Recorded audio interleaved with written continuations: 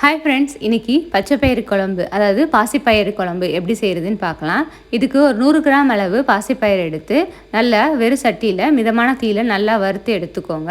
நல்லா கலர் மாறி வாசனை வர வரைக்கும் நல்லா வறுத்து எடுத்துக்கோங்க.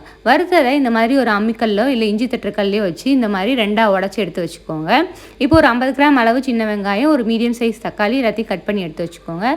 ஒரு டீஸ்பூன் மிளகு, ஒரு டீஸ்பூன் சீரகம், ஒரு 2 பூண்டு, இது எல்லாத்தையும் நல்லா இடித்து வச்சுக்கலாம்.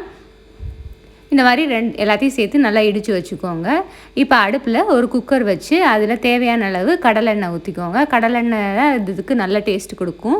கடலெண்ணெய் நல்லா சூடானதுக்கப்புறம் ஒரு டீஸ்பூன் கடுகு உளுந்தம் பருப்பு சேர்த்து, கடுகு உளுந்தம் பருப்பு வெடித்த உடனே வெங்காயத்தை சேர்த்து நல்லா வதக்கிக்கலாம்.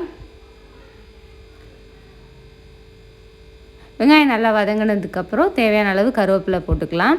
இந்த குழம்பு ரொம்ப நல்லது உடம்புக்கு. குழந்தைங்க பச்சை பயிறு வேக வச்சு கொடுத்தா சாப்பிட மாட்டாங்க. இந்த மாதிரி குழம்பா சாதத்தில் போட்டு பிணைஞ்சி கொடுத்திங்கன்னா நல்லா சாப்பிடுவாங்க. இப்போ இடித்து வச்சுருக்க பூண்டு, வெள்ளைப்பூடு இது எல்லாத்தையும் சேர்த்துக்கலாம். இது எல்லாத்தையும் நல்லா வதக்கி விட்டு ஒரு 1/2 டீஸ்பூன் அளவு மிளகாய்த்தூள், நீங்கள் உங்கள் காரத்துக்கு ஏற்ற மாதிரி கூட்டவோ குறைக்கவோ செஞ்சுக்கோங்க. நான் 1/2 டீஸ்பூன் சேர்த்துருக்கேன். இது எல்லாத்தையும் சேர்த்துட்டு இப்போ தேவையான அளவு தண்ணி ஊற்றிக்கோங்க.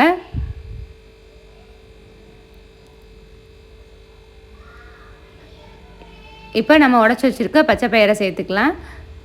சேர்த்துட்டு ஒரு தேவையான அளவு உப்பு போட்டு ஒரு 3 விசில் வச்சிங்கன்னா நல்லா பயிர் இந்த மாதிரி குழஞ்சி வெந்து வந்துடும். இது சப்பாத்தி, சோறு, தோசை எல்லாத்துக்குமே ரொம்ப நல்லாயிருக்கும்.